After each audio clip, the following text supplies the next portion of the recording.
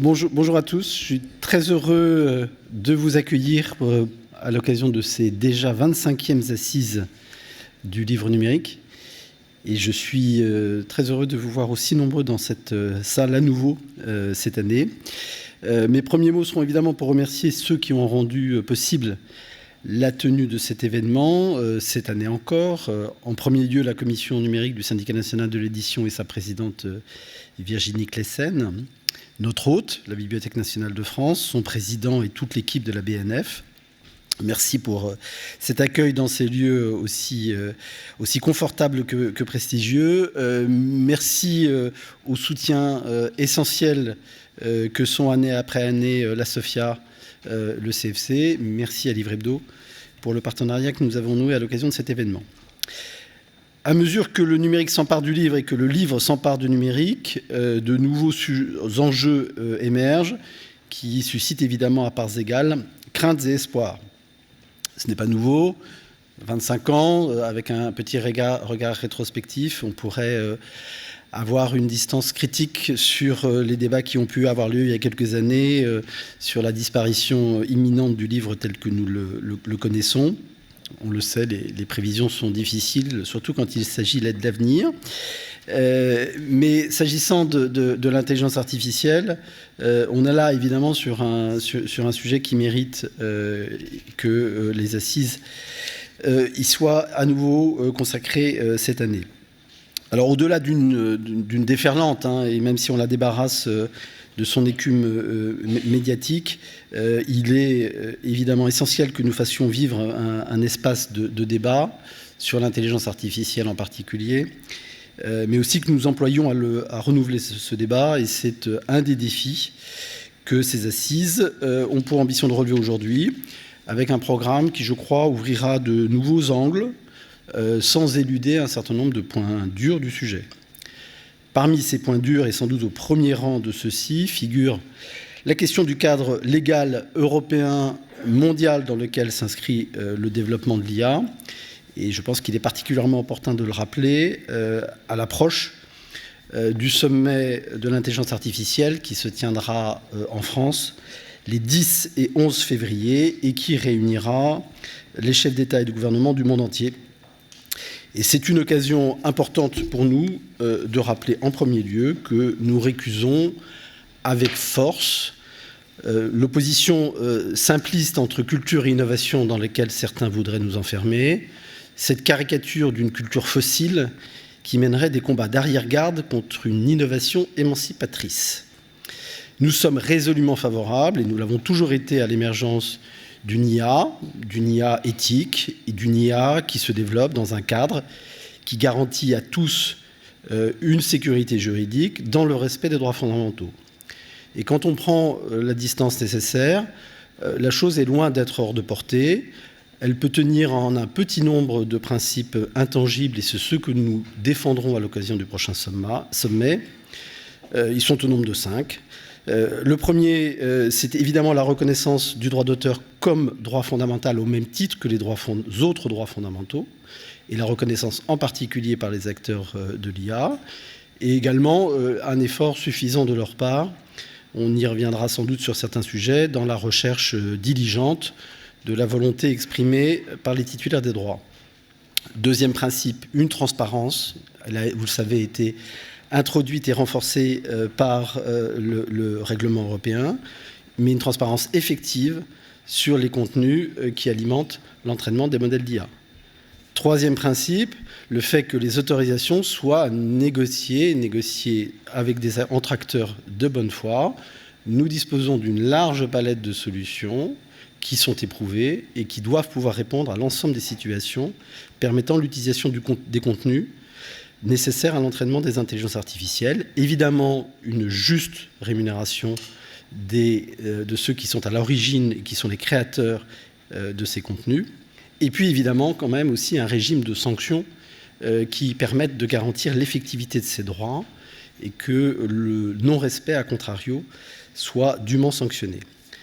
Sans ces dispositions qui sont évidemment absolument nécessaires, nous nous exposons à un risque de voir l'édition ainsi que toutes les industries culturelles gravement fragilisées sans évoquer plus loin un possible effondrement de la chaîne de la création.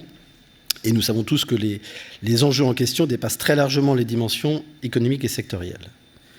L'autre phase de l'IA, et une bonne partie des débats d'aujourd'hui y seront consacrés, ce sont évidemment toutes les opportunités nouvelles qui s'offrent grâce à ces technologies. Marion Carré, présidente d'Ascomona, vous expliquera sûrement dans quelques instants, et bien mieux que moi, comment l'IA est un, je cite, levier d'accès à la culture, comment elle transforme l'expérience d'apprentissage culturel en le rendant plus personnel, comment l'IA participe à la circulation des connaissances, ce qui est évidemment une chose essentielle dont nous nous réjouissons tous. Parmi les opportunités offertes par ces technologies figurent celles qui peuvent servir l'enjeu primordial qu'est l'accessibilité pour les personnes en situation de handicap, sujet qui a été abordé ici même hier dans le cadre de la concertation qui est menée par le ministère de la Culture et qui donnera lieu à une table ronde cet après-midi. La volonté de rendre les publications lues et donc lisibles par le plus grand nombre est à la racine même de l'édition, et les éditeurs n'ont pas attendu la contrainte législative pour œuvrer afin que la lecture franchisse les barrières du handicap. En témoigne notamment la disponibilité quasi intégrale des nouveautés de littérature en format numérique nativement accessible. C'est grâce au partage d'expertise et à l'action collective que l'édition sera en ordre de marche en juin 2025 pour relever le défi de l'application de la directive. Le travail a été engagé au-delà même de la dimension quantitative, et je tiens à saluer ici le travail du groupe Normes et Standards du SNE qui a élaboré Calibook, un guide de référence comprenant 87 règles pour que chaque éditeur puisse produire un livre numérique de qualité. En parallèle de l'élaboration de ces outils pratiques, nous poursuivons nos échanges constructifs avec l'ARCOM sur la question complexe mais décisive des exemptions pour charges disproportionnées et modifications fondamentales des œuvres dans leur application concrète. Une table ronde et une intervention seront consacrées à ces sujets cet après-midi.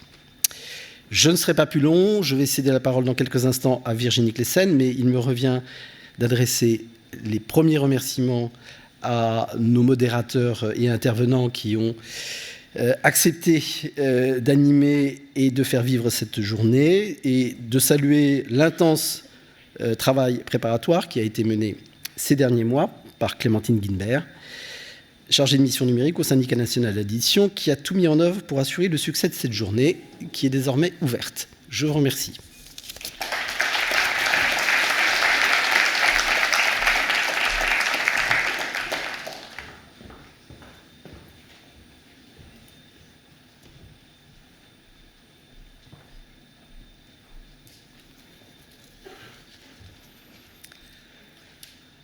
Bonjour et bienvenue à toutes et à tous à cette nouvelle édition des Assises du livre numérique.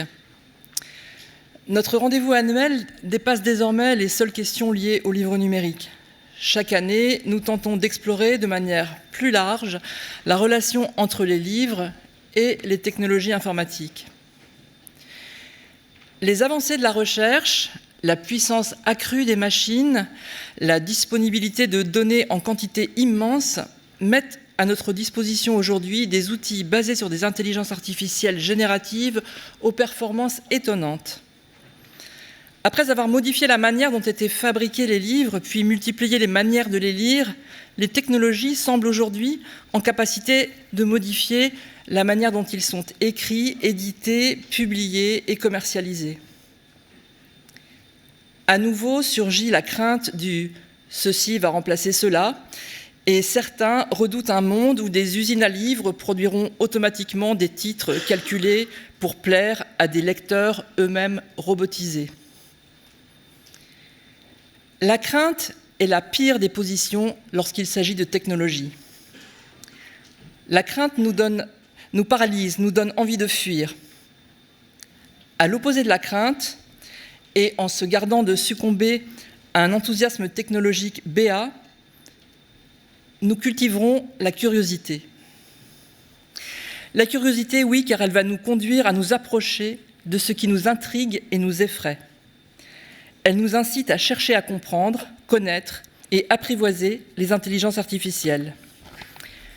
elle est la condition d'un usage raisonné et régulé. Le devenir des technologies est fixé par leur usage. S'en détourner nous interdit de peser, nous, éditeurs, sur ce devenir.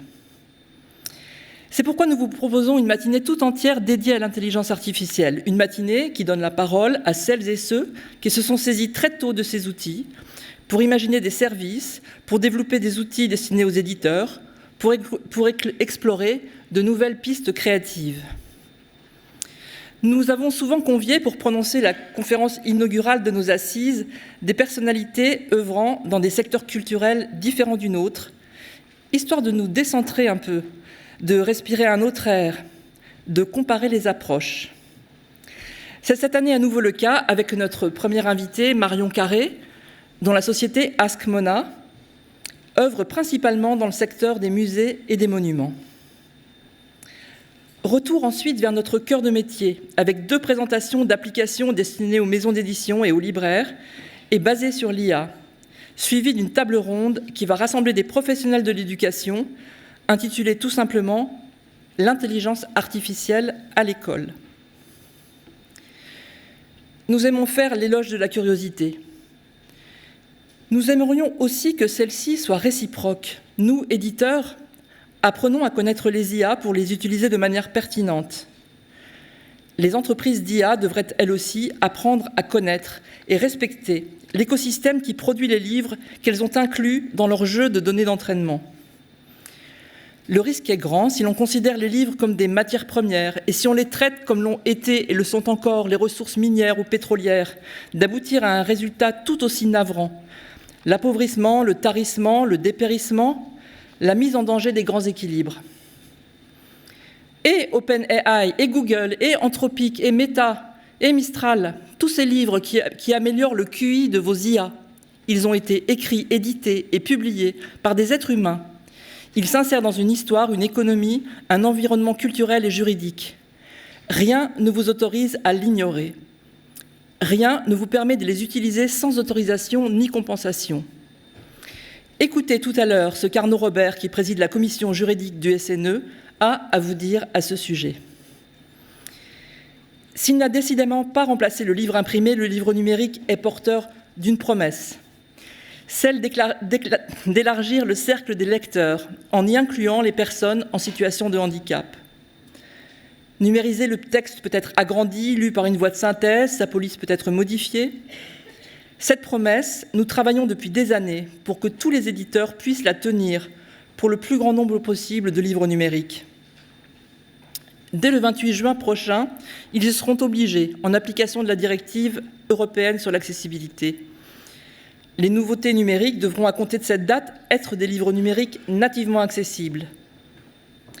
L'accessibilité a été l'an dernier le thème central et unique de nos assises. Nous lui consacrons encore la plus grande partie de notre après-midi pour faire un point utile à quelques mois de l'entrée en vigueur de la directive. Nous sommes accueillis à la BNF où nous déposons scrupuleusement les livres que nous publions dans le cadre du dépôt légal depuis plusieurs siècles.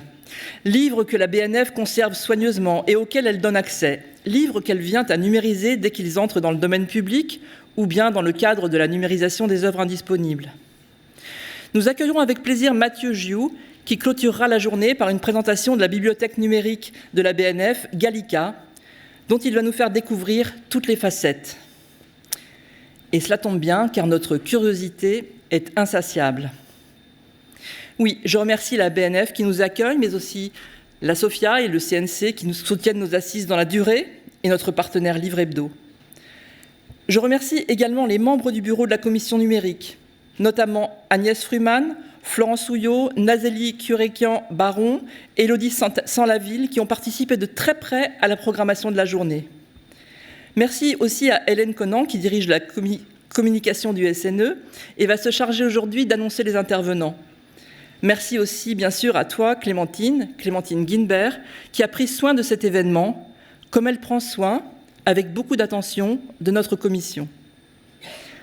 Un grand merci enfin à toutes celles et ceux qui ont accepté d'intervenir, et à vous toutes et à vous tous qui avez choisi de venir ici aujourd'hui. Je vous souhaite une bonne journée.